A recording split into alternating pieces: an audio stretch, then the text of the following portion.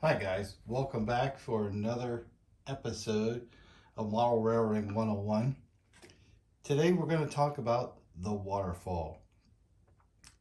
And just remember, we have more in this series, so please stick around.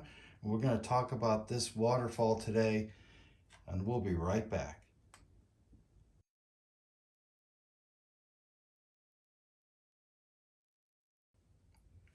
Okay, so we have the N-Scale waterfall. This is a T-Trak module that I built myself.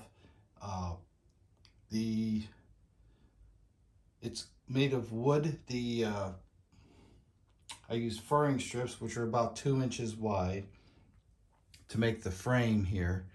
And then on the top, there is a piece of homosote, which is kind of like uh, paper fibers. Like they would recycle, you know, paper, cardboard, whatever, and turn it into this material that you can buy in just about any lumber yard or like a Home Depot or Lowe's or someplace. I got mine at Lowe's. They come in a 4x8 sheet, or if you go to someplace like YBC, I think they sell it in a 4x4. But at any rate, it's much easier to work with as far as laying track or putting materials on it. And if you need to dig it out, like to make a hole, or in this case, a small pond, it's easier to work with that than it is, okay, now I got a piece of wood, plywood, whatever. I have to cut a piece out and then fill it in somehow. This eliminates all that. So what do we got today? Well, we have, like I said, the main feature is, of course, the waterfall. But we also have a couple other scenic techniques going on here. So let's talk about that today. So what we have, let's start with the basics. Okay, so our track is all Kato, however you want to say it. You see the top part here is from the factory. This is how it looks all the way through. But I went along the sides here to make it look more realistic, and in the middle. And I put regular ballast in. Now you can buy this. Woodland Scenics is the ones that I always buy. And this is the very fine ballast, so it's appropriate for N-Scale. And I just went along the sides. At first I put a bead of glue down. It went along the sides with a little disposable teaspoon, plastic thing, and just tap, going along the sides here, and applied it that way. And then came along with a spray bottle like this one, which has got water, and you can see the bubbles in it a little bit. There's dishwashing liquid in there, like maybe a half a teaspoon. And then I would go and spray it up, thoroughly soak it, and then come along with a 50-50 glue water mixture, white glue, and just come along here and do that.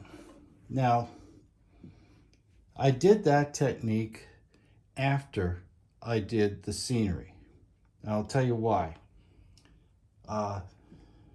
Common practice that I hear from other modelers, whether they be on the internet, on YouTube, in books, whatever, they say, okay, you have to lay your track first. I get it, that's right, lay your track. Then you come and they do the ballast. Okay, whether it's to something like this that already has roadbed attached to it, or if it's a two-piece thing, where I'll demonstrate in another video, where you got your roadbed and then your track that you put on top, and and then use the ballast to help hold it in place. They all do, where it's as soon as you lay the track and you get it and it works, you come along with ballast and then do scenery later.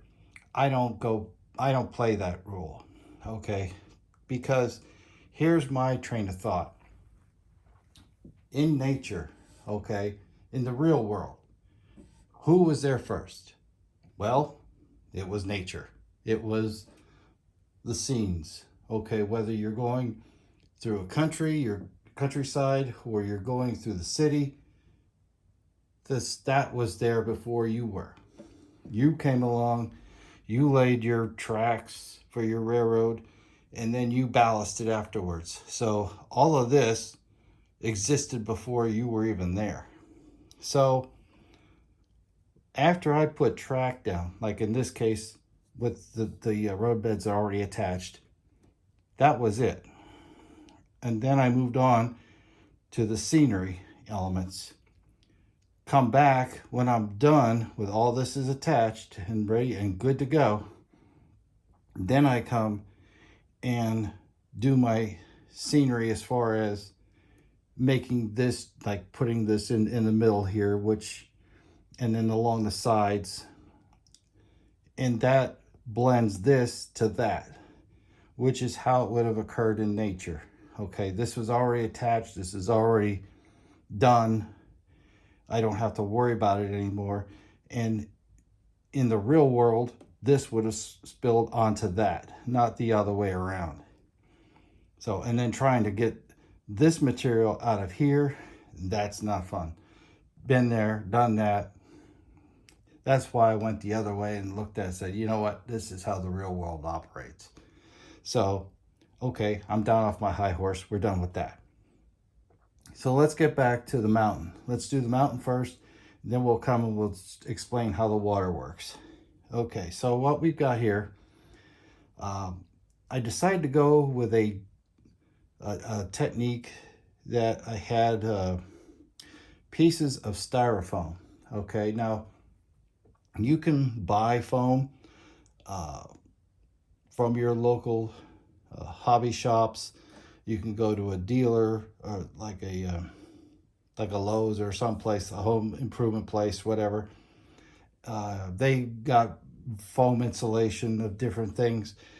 There's so many different ways to get it. I mean, even like this wasn't even any of those. This was stuff that I received, something packed in foam. Okay, and we all know about that. I mean, there's online ordering all over the place.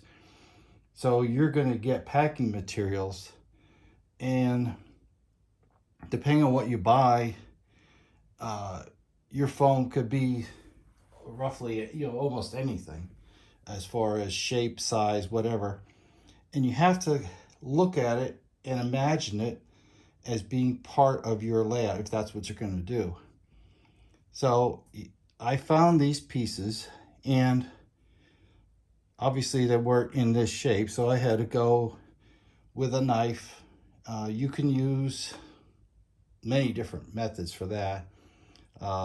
Most common, if you're going to be strictly using foam, and I would recommend buying one, is one of those wire type of things where you pull through and it'll cut the foam very neatly. I will warn you that you should be in an open area when using that, because odors, the fumes that would put off, it could be toxic.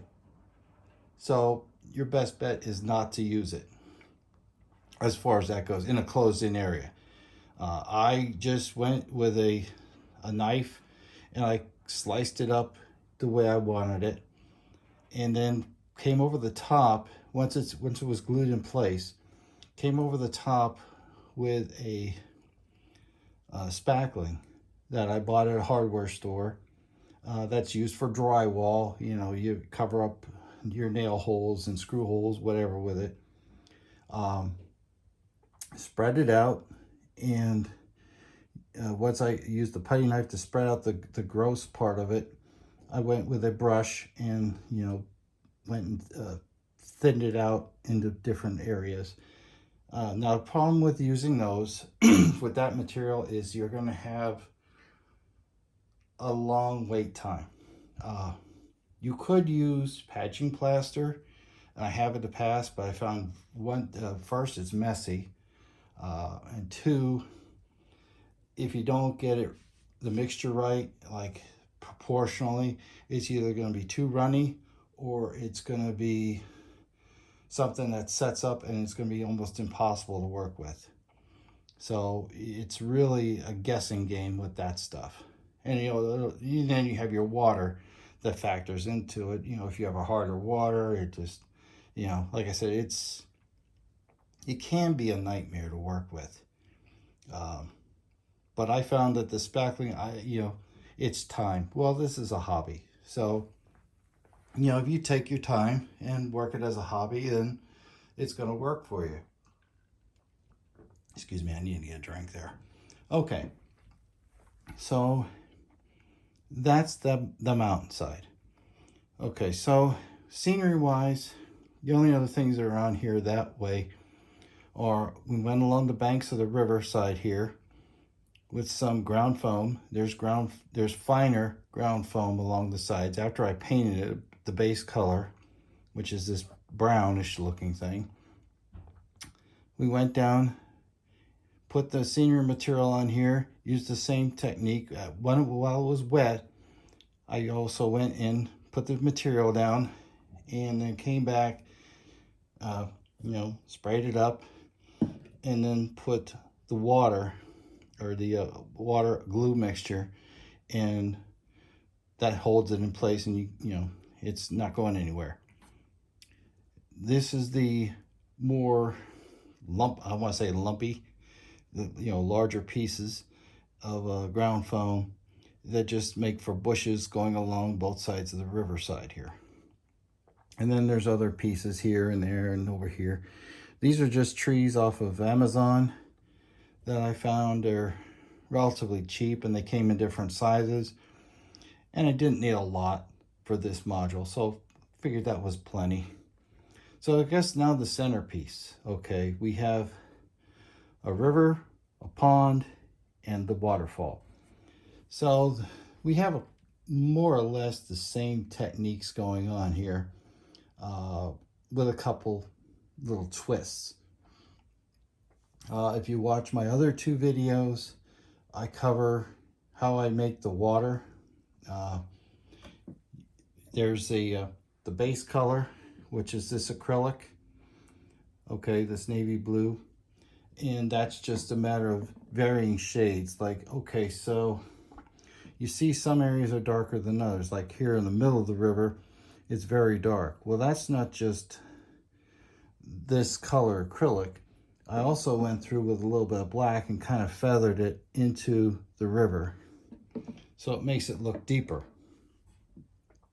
There's also some black spots here and there on there. Plus then you got to go and take your acrylic and make it your blue acrylic, and some places are lighter than others. You hit them a little bit less than others. So that's the base of that. So now it comes to how we do the waterfall. That's a couple of different techniques. So the base of the waterfall, what holds it all together, there are several pieces that go along from the top, and they're hot glued from the top down to the base here. That is a fiber optic material that I have buku amounts of, that I've been laying around for decades in my box of stuff. So I cut them to the length that I needed, and like I said, hot glued them in place. And then I came along with cotton balls. Okay, I stretched out the cotton balls, and you can also, I didn't use it on here, but you could also come in with some polyfiber. That works really good and makes for an excellent effect. But I didn't use that here. But then when I was done with that, that looked really good. So then it came down to, well, now we got to make the river, the pond, and do some other special effects to the waterfall to make it look like it's flowing water. So that's a couple of different things. I don't have any on hand because I used it all. Woodland Scenics makes a what's called realistic water. It comes in a little jug about so big, maybe about the probably about the size of this, maybe a little bit bigger, I think. And it's more or less, it's less than a gel but more than water. Like you use old school would be use 2-part epoxy. That one you have to dam stuff up, and it can be a nightmare to work with. But this realistic water from Woodland Scenics works very well. There was very little damming I had to do, to be honest. Like I had to put a little tiny bit here and maybe along the sides just as a precaution, but it didn't really, I mean, I was careful with it. And then I just took it and spread it like in the direction of the water flow. And you can, it's hard to see, but there are effects where you can see it like flowing towards this way. So I would put the bulk of it back here and then spread it this way towards the waterfall. And then when I get to the bottom was more forgiving, obviously because I dug it out a little bit. But then when you went in after, you know, obviously after it's painted and all this other stuff is in place, I took and poured it in here. And then when I got down on this end, that's when you feather it back a little bit, because obviously the water's flowing this way towards the center. So it's going in, well, in all directions. So I'd feather it all the way around here. So then we come back. Okay, so all this has to dry. Come back, and we need to make these white caps and a little bit of effect on the side. Now also, when I was doing the other part here with that realistic water, I also took some and came over the top here to do a flow over the top. And you can see, you know, it got obviously the cotton balls got wet, and so it flowed down in over the top of all this. So then we come back, and this is how I make the white caps here. And down along the bottom is this product by Woodland Scenics called Water Effects. And basically what you would do is you would take this and you make a bead go across here, kind of like caulking, and you know, make all these, and then come around the bottom and do the same thing. And you can vary how big if you want bigger white caps, you put out more, or if you want smaller ones, you put out less. And then take an old paintbrush, come along the back side and take like a little bit off the back and just feather it back, you know, like you would, like just going like this, you know, kind of working it back this way so that you have a ridge. Okay, you can see there's just not a lot, but there's a little bit here. And then at the bottom, I would come along and I'd feather it out this way. Okay, and then that would, and you can see the streak marks here. So that makes it go that way. Now, it will dry more or less clear. I mean, there's a little bit of white to it, but not a lot. So it doesn't really stand out. So I had to come back in with another acrylic, a white color, because it's white caps, obviously. So I took and did almost the same kind of technique, only with a brush. So I took the paint, I dabbed it on here, okay? You know, I get a good glob, and I come along, and then I do the same technique, only with the paint, and just feather it back a little bit. You know, not a lot, just a little bit, you know, because you're trying to create that white cap, that simulate that motion, okay? And if I had rocks in here, I'd have to work around the rocks, but I didn't put any rocks on this one. And then, like I said, I did it up in here as well. And when I got to the bottom, okay, same idea. I get to wherever that bead was of the Woodland Scenics, got the water and or the paint, come along here, do my little dabbing thing, and then just feather it out.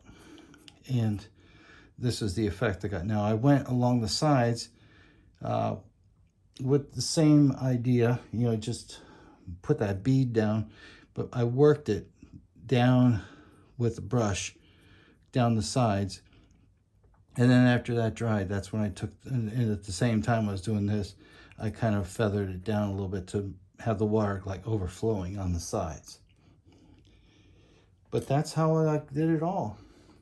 So I appreciate you coming by, taking a look at the waterfall. And in a future video, we're going to be going over how I do it, all the techniques that I've used for making these water effects. And we'll also be dabbling into the track laying and doing scenery and things of that nature. So like, share, subscribe, and I'll catch you in the next one.